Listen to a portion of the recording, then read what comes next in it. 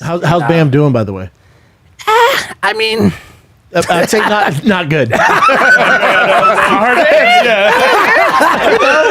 You're searching for something. He's hanging in there. well, Bam is Bam. Yeah, you know Bam. yeah. I mean, it's tough, man. I wish that when he had his real like fucking meltdown and he's coming up with his own alphabet and he's fucking like all over TMZ and he's getting arrested left and right. I was thinking, yes, he's where I was at. He's rock bottom. He's where I was at. This is what it takes. Rock bottom. Yeah. He's gonna fucking do it like triumph. And he's just still, I feel like he reached that because that was the problem I saw for the longest time. And for what I'm so grateful for myself, which is that I got so fucking bad, it had to stop. There's only one way to go. There was nothing fucking okay about what I was up to at the end of my run with drugs and alcohol. And that was, but what's strange to me too for you, I mean, it helped a lot of people, so thank God. But that's documented too. I've seen that documentary.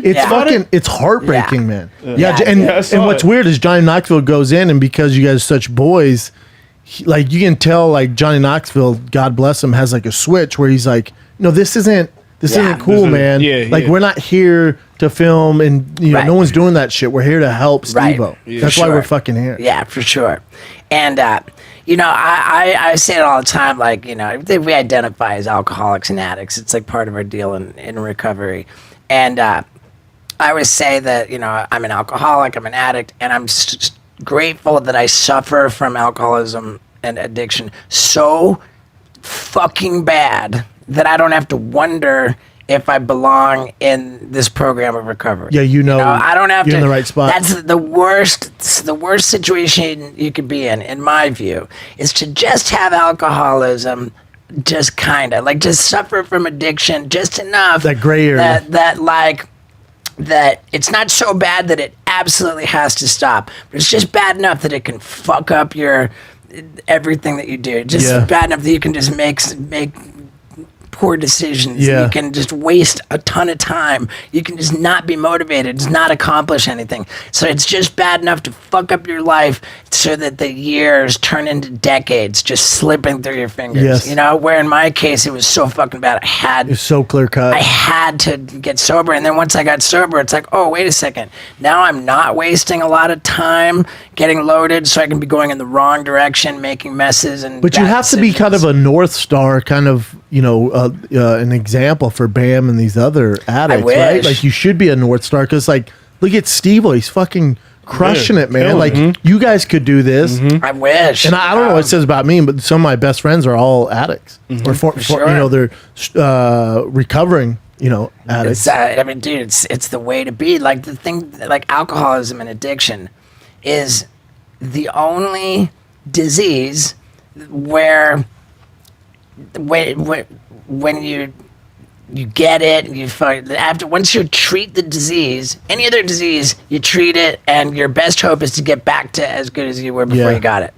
But alcoholism and addiction, when you treat that, you actually become an improved version of yourself than you were before. No other disease. Do you still struggle with it, Steve-O?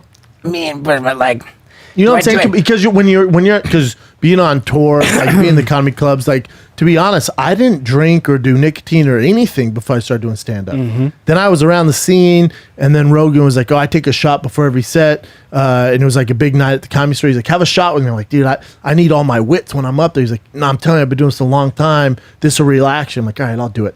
Set of my life, dude, off to the races. Now, I'm drinking every set. I have my own whiskey coming out. You know what I'm saying? So it's like alcohol and drugs kind of go hand in hand a little bit with what we do, because every club, like, that's how they make their nut too. Alcohol. For sure. Plus, I'm the sober guy, and my crowd drinks like more than anybody's crowd. You take pictures with every single person. I remember that. You took That's so great, bro. Every single person after I that. can't believe you genuine. That's unbelievable. I've always done that. Like, I feel like it's self-serving. If I can send everybody possible home with a photo, then they're going to post it on their social media. They're going to tell all their friends they had a great time at my show. It's like grassroots promotion. I think that really helped me, you know. But you don't struggle with that, with it being in the club, stuff like that at all? I don't spend a lot of time like I don't want to be like cavalier and overconfident and say I don't think about, you know, drinking, but like really I might travel with the sober guy, you know, my dude that I travel So you're not with, around we're both it. sober. Your fiance's obviously sober. She's just never had an issue, you know. She's never gotten loaded around me. She doesn't get loaded, you know. Yeah. She'll smoke weed sometimes, but never around me. Yeah. It's just not an issue for her. But so it's not. I just kind of am plugged in with like the recovery community. I don't feel that I'm like at risk of getting loaded because like I sort of am vigilant about the you know, whatever the program. But with that said, you'll hear people who are clean and sober, they say something that's pretty like legitimately terrifying, which is that I never suffered from alcoholism until I got sober. Because if you think about it, the disease is not really got anything to do with drinking. The disease is this underlying sense of like discontent, restless, irritable, discontent. I'm just uncomfortable. Mask something. Right? Yeah, so you're drinking the actual alcohol is a symptom of the disease. You know, like it's actually, you could even go one step further. The alcohol is the solution. That's your medicine for the disease. And then all of a sudden the medicine turns on you. And everything that drove you to drink is still, you know, you take away the alcohol, now you're actually suffering from the disease. You got to deal with it. Yeah, that's why it's so important to have the community of recovery. You know, that's why. Did you go to a therapist? I mean, still or no?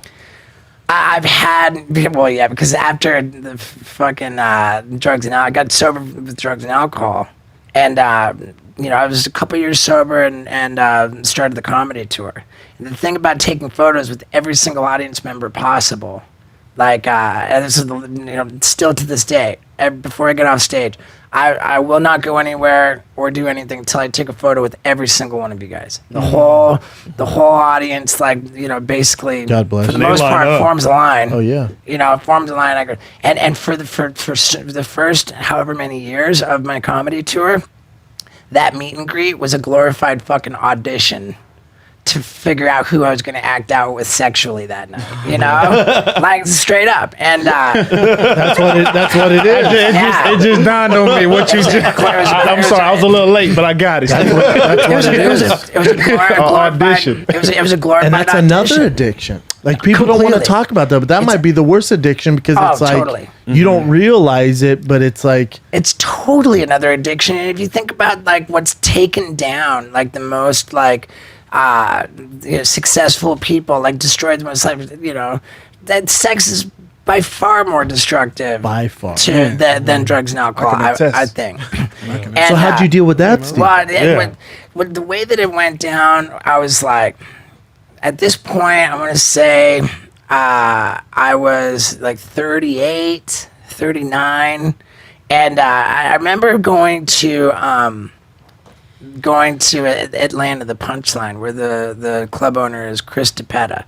And, you know, my act at that time was all about just like the groupie sex, like the triple blow job, you know, like this, you know, it was just super blue. And I remember after my show, Chris DePetta was like, man, what are you doing, dude? What are you doing with your comedy, man? He's like, sure, you might be getting away with it now. Oh, it's getting my dick sucked. But do you really want to, you know, you're getting to an age where, like, is that really what you want? Yeah, you is know, that what you like, want to put out there? Like, it's just kind of creepy, really, you know? Like, and the thing was that was my lifestyle, you know? And I was like, fuck, you know, he's right. And so the way that it unfolded, I started to think, okay, I'm 38.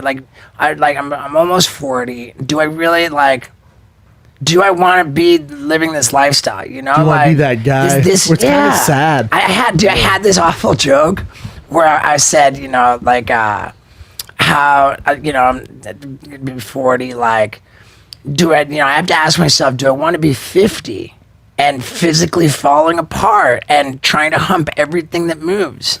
It's so sad. I don't want to turn into Pauly Shore. That was your joke. Yeah, That was your joke. That was your joke. That's my joke. that was one of my jokes. But so I was like, and I just recognized that this wasn't the way to be happy. And let me ask you this, Steve, too. When you're doing those meet and greets, and at the time, I mean, it's well known. I'm not saying anything the viewers don't or listeners don't know, but there was a time you were dating Kat Von D, which was a super public relationship. Sure. So it's not like if you were flirting with girls, like people are aware that you have this famous girlfriend, Right. you know? And at the time, you guys were like you're like a power couple. Yeah, that came which is later. awkward too, you know? That came later. It was the end of 2015 that Kat and I got in this fairly brief relationship. During 2013, I started out by saying, look, you know, I subscribe to the idea that future happy, being really happy, is contingent on me learning how to have a healthy relationship. Yeah. You know, like I just like respect. to have a life partner, to not just with all the fucking time wasted chasing chicks around. It's such a distraction. It's such a distraction. It's such a time waster. There's just all kinds of attendant stress, and then it's like, you know, when you're ghosting chicks and you feel like the fucking worst piece of shit. Man. It's just the worst. You know, there's just everything about it was just fucking awful. And I was like, this isn't the way. So I made a conscious decision. I promised myself, like, I'm not gonna fucking fool around with chicks on the road. I'm gonna stop acting out on the road. I'm just, you know, like, I'm just gonna like address my, you know, my behavior. And dude, I couldn't fucking do it. This is like the, you know, I identified it's just a full addiction. I broke my promise every trip. I'd come back and I'd be like, fuck, I did it again. I would say it's the toughest thing in the world. Yeah. I don't think people understand, but that would be one of the toughest addictions and stuff. That was when I got into therapy. Yeah. That was when I got into therapy, and a therapist that specialized in sexual addiction. And you know, Did she have you text her? It was a dude. It was a dude. Did he have you text him on the road? And it just turned in. It just flowed out. It became comedy. It flowed out. Yes. My whole act went from like I you know, I never stapled my ball sack to my leg for the joy of it. Yeah. I did it to get laid. You know, like I wanted to get pussy. Like fucking and then when Jackass came out and then all of a sudden this happened. You know, like it was that was my act, and then it turned into like, but I don't want to be this way. So I tried to stop, and like, you know, I said I'm not gonna fool around with any chicks. And then the next trip I go on, there I am in the titty bar.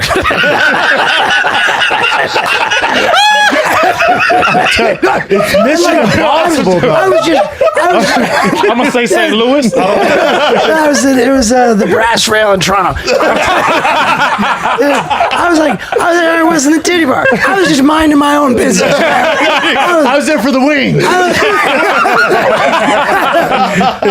I was minding my own fucking business, and this is a completely true story too. Minding my own business, this dancer and she comes running over, just beelines it for me. She's just like, she comes hauling ass over and swivels around, sticks her butt in my face. I look at it, and she had literally my autograph tattooed on her butt cheek. How can you not? What can you say after Dude, that? how am I supposed to turn down a piece of ass with my name on it? We can set up for you. When I got off stage at the Laugh Factory, right away you go, bro, I figured out what you look like. I'm like, what? This is in front of a bunch of other comics. I'm like, what? You're like, you look like a Rottweiler who got his shit together. Oh, you do, bro. Yeah. Come on, man. I'm just saying, dude. Grab that mic, son. You do. Look, bro, look.